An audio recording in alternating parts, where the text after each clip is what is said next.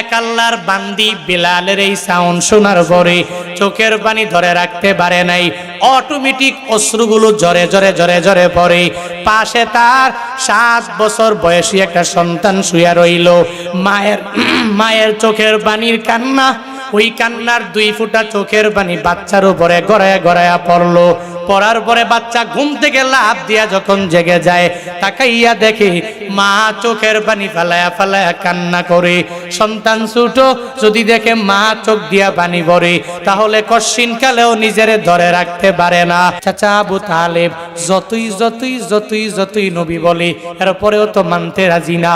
আল্লাহ পাক জিব্রাইল পাঠাইয়া জানায়া দিলেন, ও জিব্রাইল দৌড়াও, আমার নবীর কাছে গিয়া জানাইয়া দাও, নবীকে বলে দাও, ওই নবীকে বলো ইন্নাকা লা তাহদি মান আহবাবতা ওয়ালাকিন্নাল্লাহা ইয়াহদি মান ইয়াশা। জানাইয়া দাও আমার আল্লাহ যারা হিদায়াত দেয় এমনিতেই দিয়া দেয়।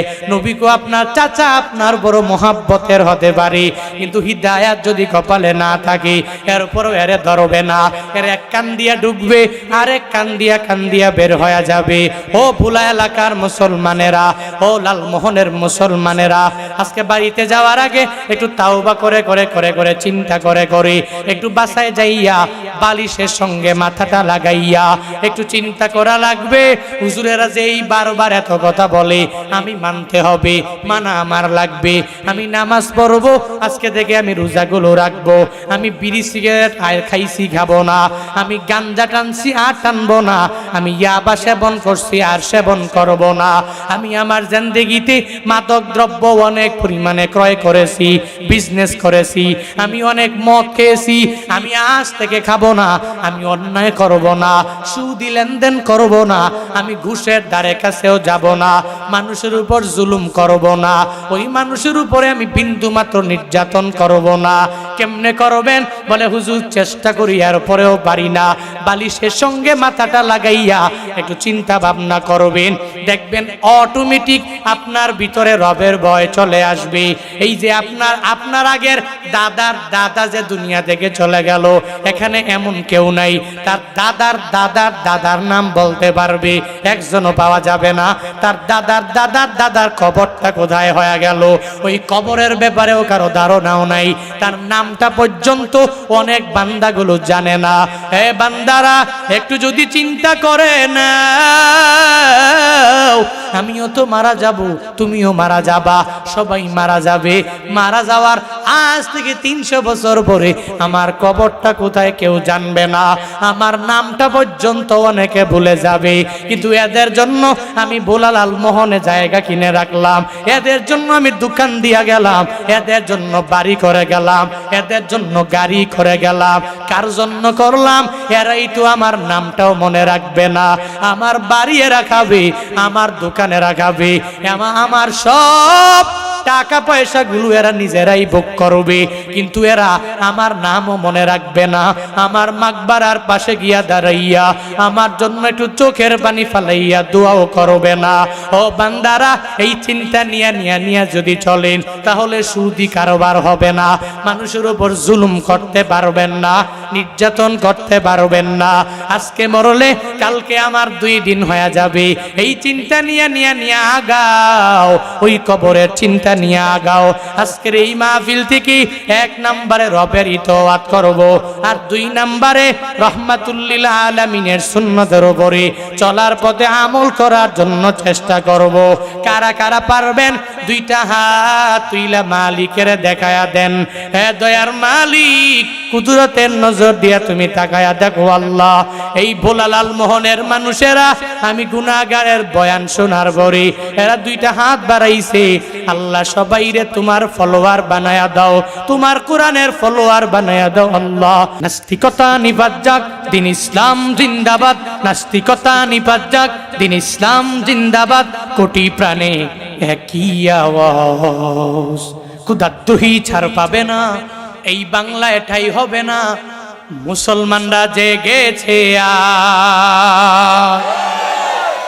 জোর কদমে সামনে চলো, বজ্র কণ্ঠে আওয়াজ তুলো, সবাই মিলে একই তালে দাও না স্লোগান, লিল্লাহে তাকবীর, নারায়ে তাকবীর, দিন ইসলাম, দিন ইসলাম, জিন্দাবাদ জিন্দাবাদ।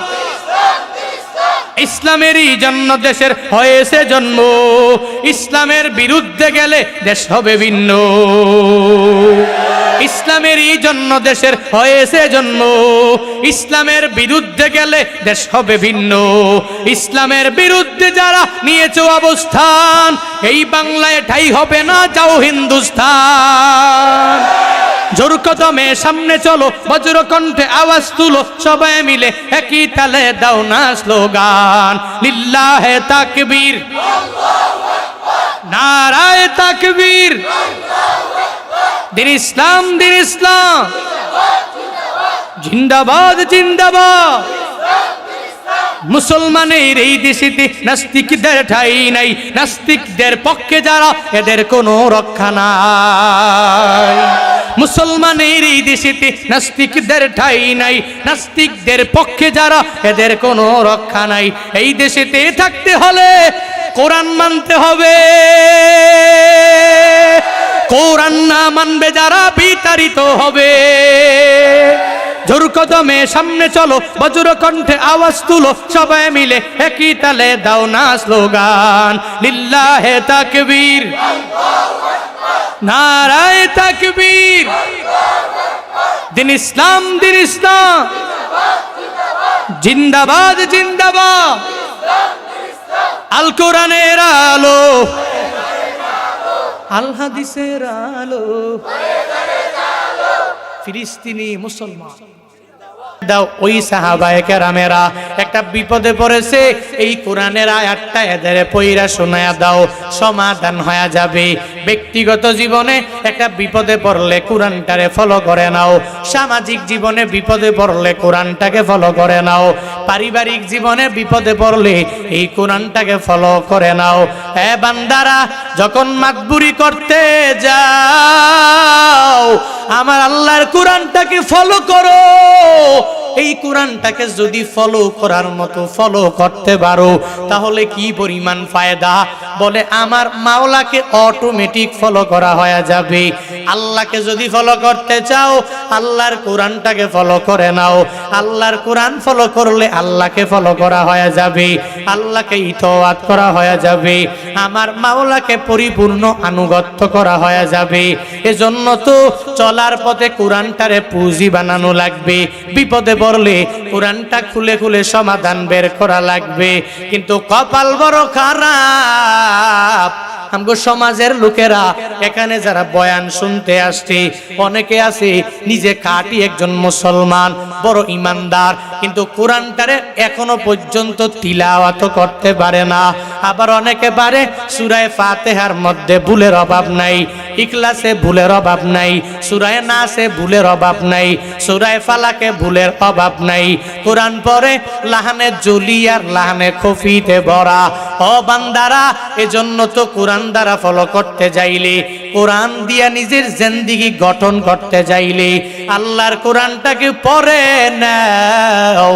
এই কোরআন দ্বারা নিজের জিন্দেগিটা গঠন করে নাও। উলামায়ে কেরাম বিভিন্ন জায়গায় গেলে মাদ্রাসার ব্যাপারে বয়ান করে কি করে না? করেনি? কোরআনের ব্যাপারে বয়ান করে, হাদিসের ব্যাপারে বয়ান করে, মাদ্রাসার ফায়দার ব্যাপারে বয়ান করে। তুলাবায়ে ইলমের দিন যারা, এদের কি পরিমাণ ফজিলত, এই ব্যাপারে উলামায়ে কেরামগণ কি পরিমাণ বয়ান করে। বারবার বারবার পায়ে ধরে বলে, মাদ্রাসায় ছেলেটারে দাও, তোমার ফায়দা হয়ে যাবে, মাদ্রাসায় ছেলেরে দাও, তোমার অনেক পরিমাণ উপকার হয়ে যাবে। আমি প্রায় জায়গায় গেলে ইন্সপায়ার করার জন্য একটা ঘটনা বলি। গত বছর আমার এক প্রোগ্রাম ছিল কুড়িগ্রাম জেলা, কুড়িগ্রামের নাগেশ্বরী উপজেলা। অনেকে চিনে, অনেকে চিনে না।